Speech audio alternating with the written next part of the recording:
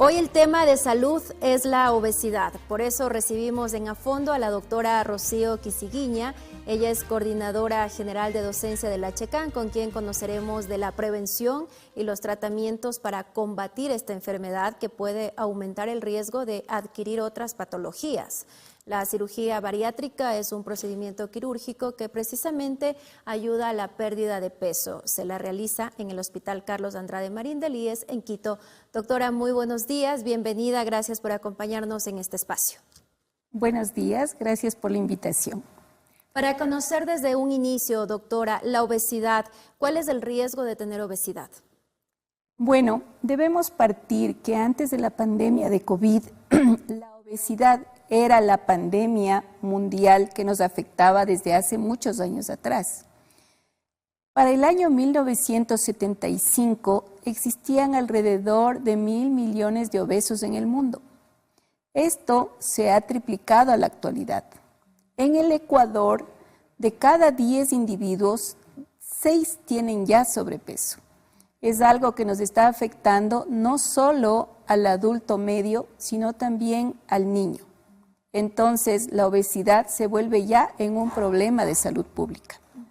Doctora, usted mencionó el sobrepeso y la obesidad. ¿Es igual o tiene sus diferencias? ¿Cómo entender cuando escuchamos obesidad y sobrepeso? Una muy buena pregunta. La diferencia entre el sobrepeso y la obesidad está en relación a la valoración entre el peso y la talla. Si nosotros hacemos una evaluación a grosso modo entre estos dos ítems, tenemos ciertos valores, el número 30. Si yo tengo un índice de masa corporal menos a 30, estoy hablando de sobrepeso. Cuando me paso de 30, hablo ya de obesidad. Y la obesidad se divide en varios grados. Por ejemplo, ¿cuáles son esos tipos de obesidad? Muy bien. Cuando hablamos de obesidad, hablamos también de obesidad mórbida, de superobesidad. Si yo digo que el índice de masa corporal a partir de donde empieza la obesidad es 30, cuando hablo de una obesidad leve, el índice de masa llega a 34,9. Cuando ya sobrepasa de 35, hablo de una obesidad moderada grado 2. Pero si ya el índice de masa corporal sobrepasa el 40, estoy hablando de obesidad mórbida. Y si sobrepasa de 45, estoy hablando de superobesidad, que son esos hombres grandes que vemos en los Estados Unidos, pero que lamentablemente en nuestro país ya existen. ¿Cuáles son las causas para tener esta obesidad? Es multifactorial. La parte genética sí está involucrada, pero lo más importante está en el hábito alimentario. Si nosotros no nos alimentamos correctamente, si no sabemos cómo comer y empezamos a comer la comida más barata, que es la comida chatarra, obviamente vamos a tener un gran número de aporte calórico que nos va a llevar a tener obesidad. Y aparte de eso, también influye el estrés de pronto, doctora, porque se está hablando mucho o se relaciona el estrés también con el sobrepeso. Sí, tiene un factor. El estrés, la ansiedad, también ocasiona que el individuo empiece a comer en atrancón, empiece a picar todo el día porque es una forma de relajarse y aparece la obesidad. Ahora bien, doctora, ¿cuáles son esos tratamientos para precisamente tener esta reducción de peso en personas que han sido diagnosticadas con obesidad? Muy bien, les comentaré. El Hospital Carlos Andrade Marín siempre ha sido pionero en tecnología, en diagnósticos y en tratamientos.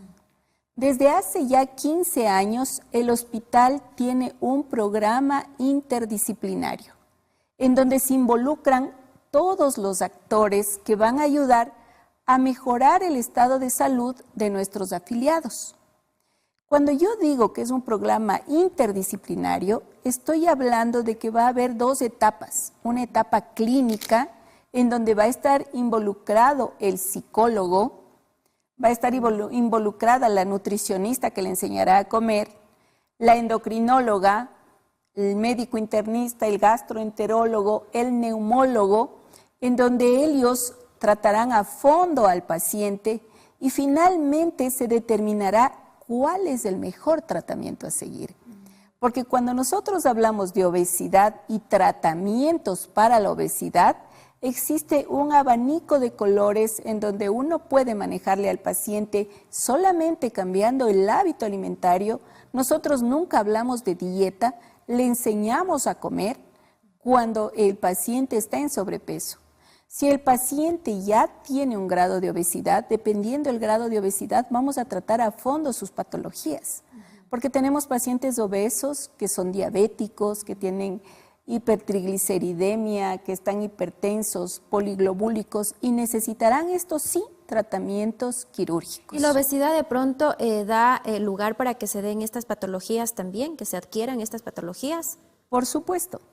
Si el paciente está obeso, el paciente no solo está gordito, por dentro su organismo está lleno de grasa y existe una relación entre la obesidad y la diabetes muy marcada. Existen dos tipos de procedimientos, el bariátrico y el de metabólico.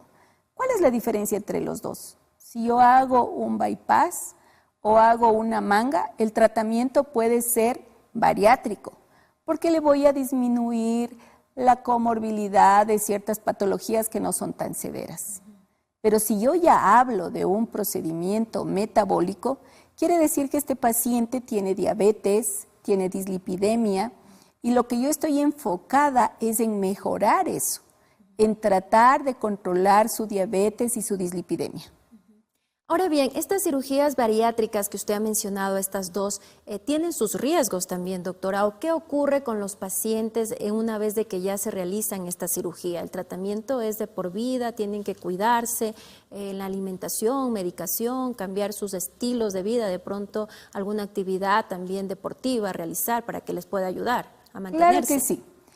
Justamente el programa de cirugía bariátrica, la clínica de obesidad de nuestro hospital está encaminado a todo eso.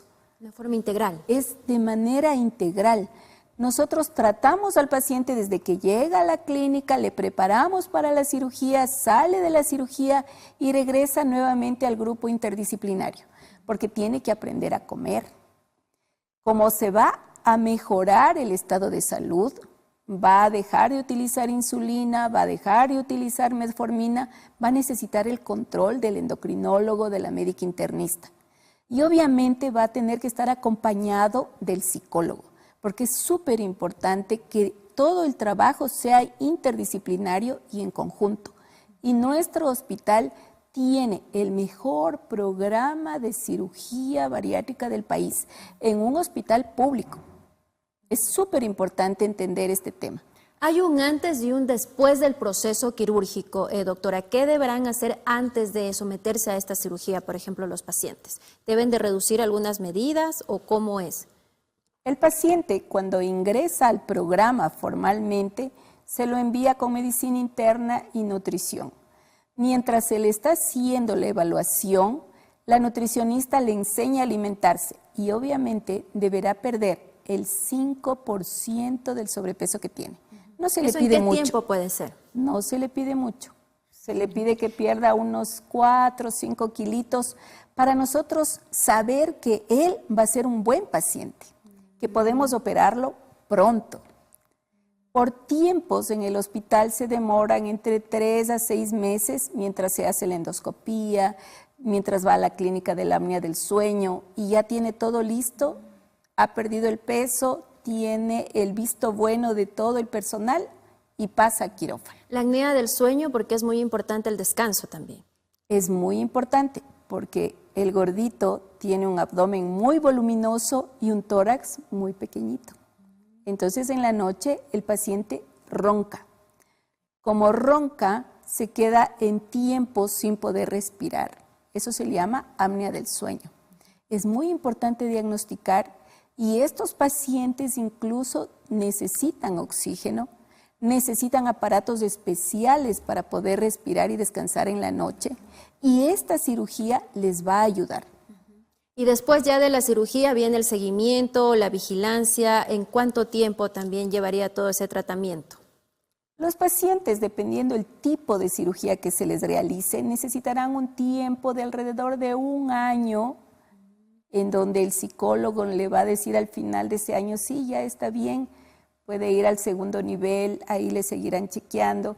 La nutricionista le dirá, ya es hora de que vaya al segundo nivel, pero el primer año es primordial en un paciente que es sometido a una gastrectomía vertical en manga. El paciente que es sometido a bypass es el paciente que lo vamos a tener 3, 4 años todavía en control. Bastante tiempo. Claro que sí. ¿Qué implica este bypass, doctora?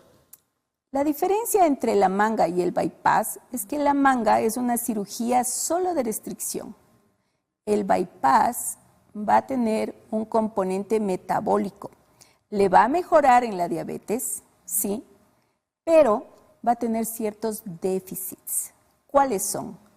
Oligoelementos, calcio, zinc, complejo B, y por lo tanto tiene que estar en control para que todo fluya y vaya en regla. Todo eso lo hacemos en nuestro hospital. ¿Se reduce el estómago? Sí, se les hace pequeñas bolsas y conexiones con el intestino. ¿Cómo pueden acceder los pacientes, los afiliados a este tratamiento, a esta cirugía? Cualquiera de las dos. Muy bien. Nosotros tenemos nuestra clínica de obesidad instaurada. Si el paciente viene desde el primero o segundo nivel, tendrá que tener una hoja de derivación e ingresa inmediatamente a través del sistema a la clínica, y desde la clínica es evaluado, viendo la necesidad, se le enviará al equipo multidisciplinario e ingresará. No es difícil ingresar al programa. ¿Cuántos pacientes ustedes han atendido con este tratamiento? La clínica viene trabajando desde el año 2010. Hasta el momento tenemos más de 3.500 procedimientos bariátricos de bypass, que son los metabólicos, y cirugía revisional, que lo hacemos en el sistema Da Vinci, en nuestro robot. Somos pioneros en recibir pacientes que necesitan una revisión de un procedimiento inicial, y eso lo hacemos en el hospital y lo hacemos en el robot. Gracias, doctora, por acompañarnos en este espacio. Que tenga un excelente día. Muchas gracias a usted. Agradecemos a la doctora Rocío Quisiguiña, coordinadora general de docencia del Hospital